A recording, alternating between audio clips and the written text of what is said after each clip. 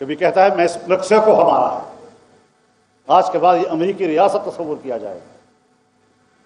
کبھی کہتا ہے فلسطین کے مسلمانوں کو مصر اور اردن میں آباد کر دیا جائے. اور امریکہ کا کٹ پتلی نیتن یاہو کہتا ہے کہ سعودی عرب کے اندر فلسطین کو بسایا جائے.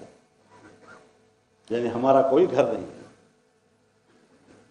ہمارے ہر گھر پر تمہارا قبضہ، ہمارے گھر کی ملکیت تمہارے پاس. اور اگر آپ کے اس دعوے کو ہم تسلیم نہ کریں تو پھر تم ہم پہ جنگ مسلط کرتے ہو، انسانی حقوق کا سوال پیدا کرتے ہو جھوٹے دعوے کے ساتھ. آج پھر امریکہ اس بات پر غور کر رہا ہے کہ افغانستان میں دوبارہ جنگ شروع کر دی جائے، اور ہم ایک بار پھر افغانوں کو آپس میں لڑانے کے لیے ایک پراکسی اسٹیٹ کا کردار ادا کرنے کے لیے تیار ہو رہے ہیں. اب باتیں چھپتی نہیں ہیں. اپنے مسلمان بھائی کو دشمن کہنا اور عالمی کفر کو اپنا آقا کہنا اور اس کی اتحادی ہونے پر فخر کرنا، اس سے بڑھ کر نہ اسلام دشمنی اور ہو سکتی ہے نہ پاکستان دشمنی اور ہو سکتی ہے. ہمیں صاف ستھرے نظریات کے ساتھ آگے جانا.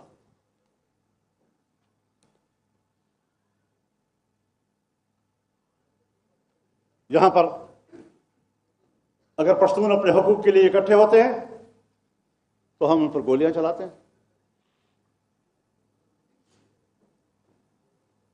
ان پر پابندیاں لگاتے ہیں.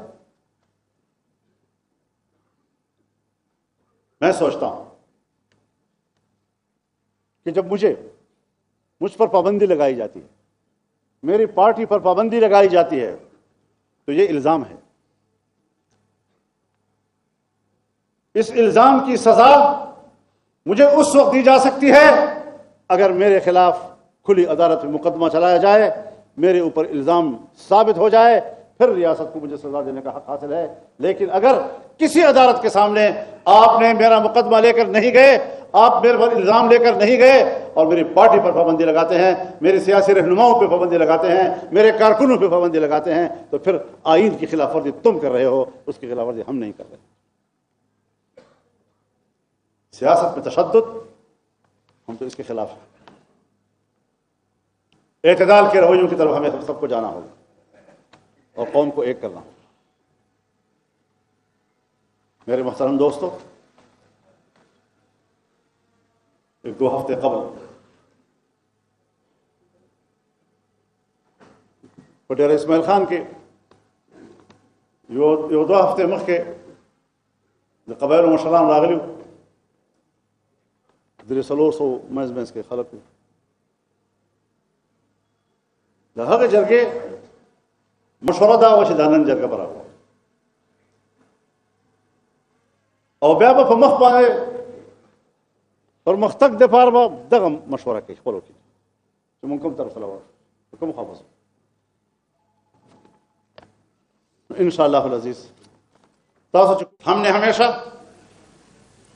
آئین کی بات کی ہے. آئین میثاق ملی ہے. آئین پوری قوم کے درمیان ایک مشترک عہد و پیمان کا نام ہے. اگر میری گفتگو میں تلخی آتی ہے، کوئی ایک لفظ مقتدر قوتوں کو پسند نہیں آتا، تو مجھے غدار بھی کہا جاتا ہے، مجھے ریاست کا دشمن بھی کہا جاتا ہے. اور جو لوگ آئین کے کو چند اوراق کا بوجھ تصور کرتے ہیں، جو لوگ آئین کی کوئی قدر و قیمت ان کی نظر میں نہ ہو، وہ اپنے آپ کو ریاست کا محافظ کہتے ہیں. میں ببانگ دہل آج کے اس جرگے کی تائید کے ساتھ واضح اور واشگاف الفاظ میں کہتا ہوں کہ ہم ریاست کے وفادار ہیں، ہم آئین کے وفادار ہیں، ہم ملک کے وفادار ہیں. اور اگر آئین سے بغاوت کی ہے تو تم لوگوں نے کی ہے. آئین جس آئین کا تم نے حرف اٹھایا ہے، اس آئین کے حرف کو تم توڑ رہے ہو، ہم نہیں توڑ رہے.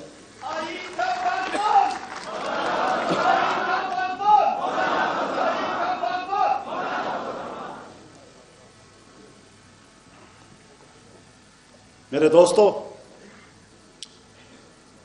ہمارے حکمران بڑے آقا امریکہ کے بڑے پیروکار نظر آتے ہیں. جو مذہب ان کا ہوتا ہے وہی مذہب ان کا ہوتا ہے.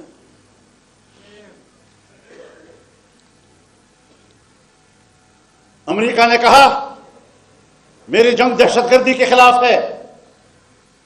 دہشت گردی کی کوئی تعریف بھی نہیں تھی کسی کتاب میں،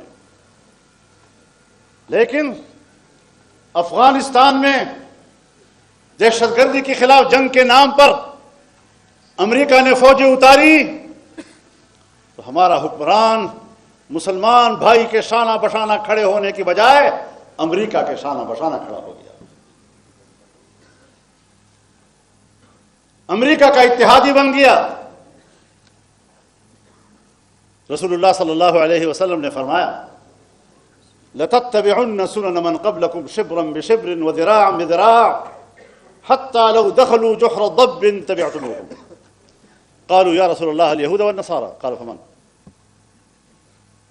ایک دن آئے گا کہ تم بالشت اور قدم قدم پچھلی قوموں کی اس طرح پیروی کرتے نظر آؤ گے جس طرح کے اگر گوہ بھی اپنے غار میں گھسنے لگے تو تم وہاں بھی ان کا پیچھا کرتے رہو، تابعداری کرتے رہو. صحابہ کرام نے عرض کیا یا رسول اللہ ہم یہود و نصارہ کے تابع ہوں گے؟ آپ نے فرمایا پھر اور کون ہو سکتا ہے؟ آج ہمارے حکمران ہیں، آج ہماری مقتدرہ ہے جو امریکہ اور مغرب کی غلام، جو ان کے پیروکار مسلمانوں کے خلاف فوراً بندوق اٹھانے والے، ریاستی طاقت استعمال کرنے والے، اور ہم اپنے بھائی کو اپنا دشمن کہتے نہیں تھکتے، لیکن کہیں امریکہ ناراض نہ ہو جائے.